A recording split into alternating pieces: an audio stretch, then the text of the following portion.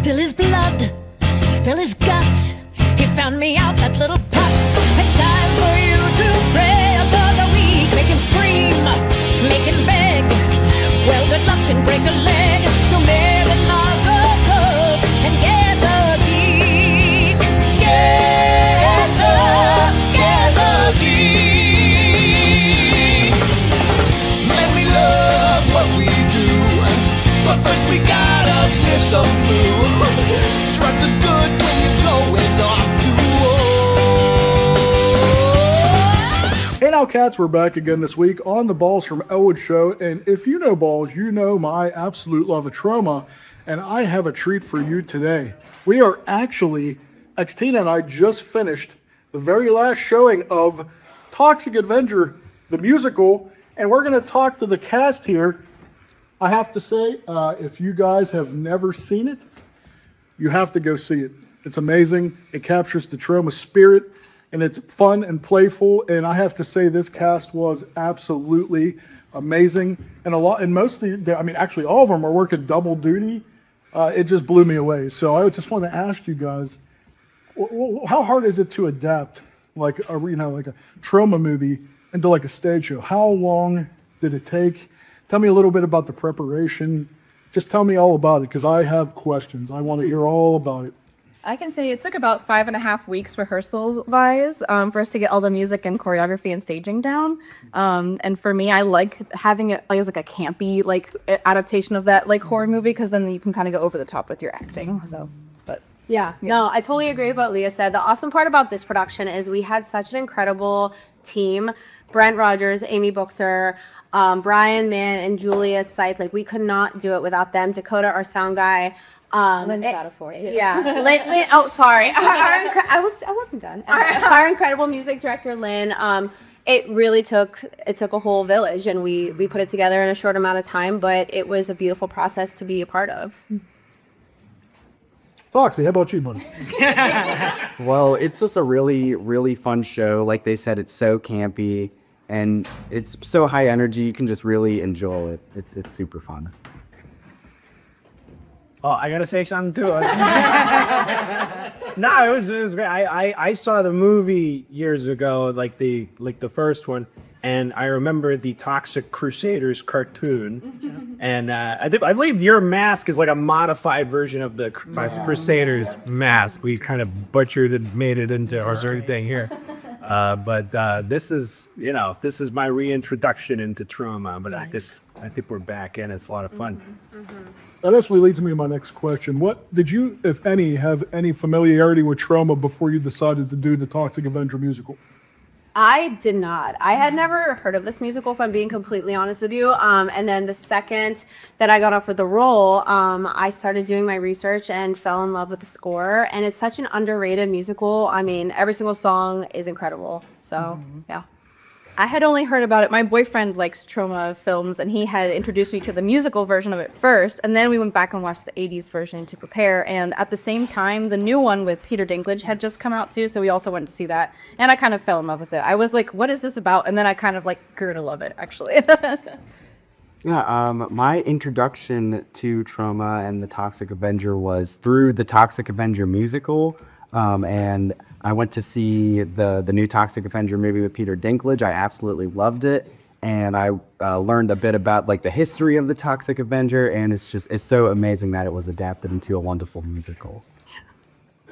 Well, actually, my first introduction with it was I rented a video game that's from a store, like a brick. That's how old I am.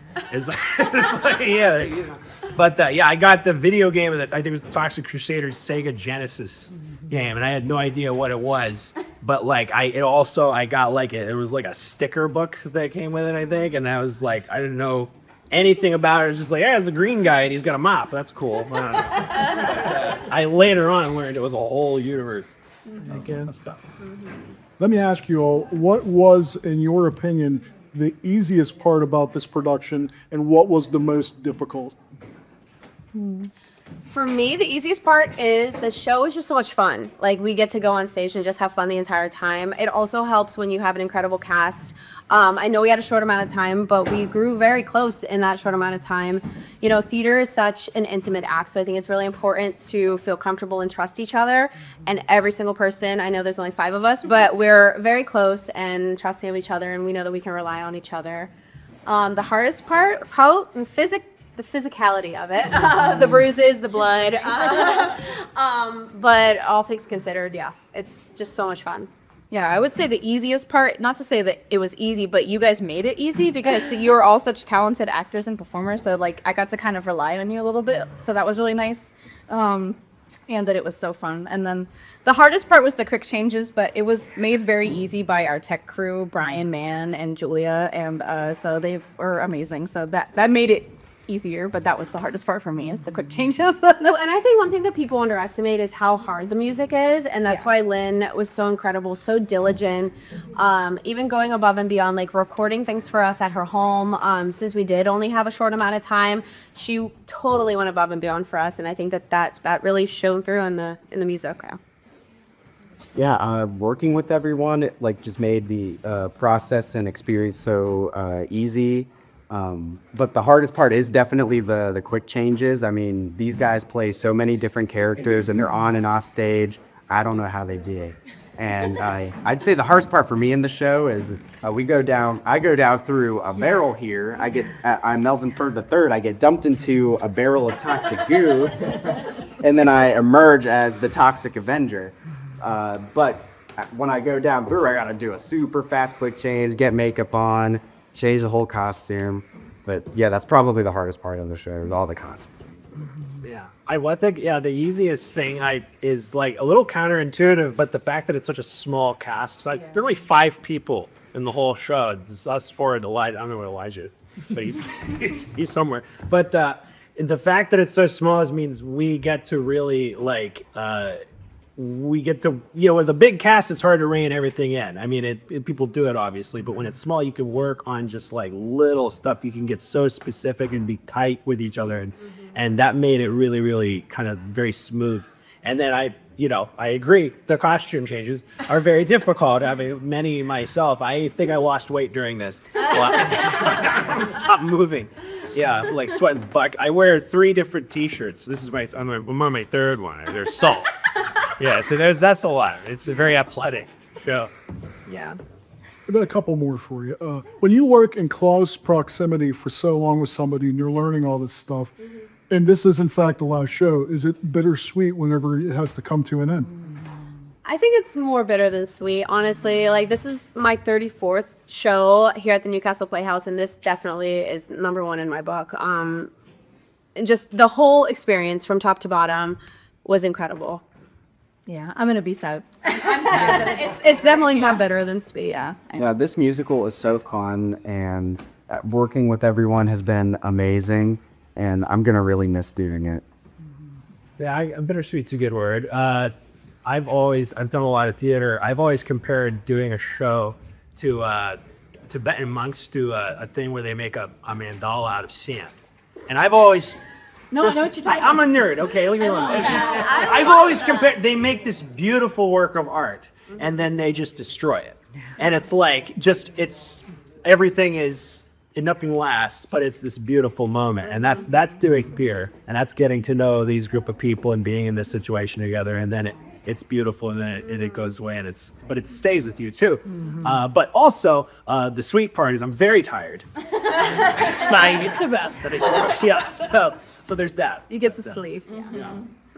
How many hours a week goes into preparation for doing a number like this? It's a couple hours every day. Usually we do like Monday through Thursday, like 6 to 9 or whatever. Yeah. I forget. But yeah, and then the week before is like a marathon run. We have what's called a technique where you rehearse every single day. Running the show every day for a week, sometimes more. But so that was, But it's good because then it gets you, like, you're physically able to do the show. Like you said, I think I also probably lost weight doing the show too. So yeah. I also want to ask you too, whenever you're, with the memorization, and there's a lot to learn, there's a lot of choreography, there's a lot of things going on, moving parts, moving fast. what happens whenever, you know, say just like one person is out of sync and we can't get things together? Yeah, did you guys come across that? And how do you power through that and soldier on whenever, you know, things aren't quite going great at first? Is there an instance of that? Or, I mean, is everything just kind of go great? If you want me to be honest, I don't think anyone missed a line throughout this entire run. Like, that's the thing that was so incredible about this cast is we were all on it every single time. Like, nobody missed a line. Nobody had to cover for anybody. Everybody was so professional. And I think that that just speaks volumes to how incredibly talented the cast is.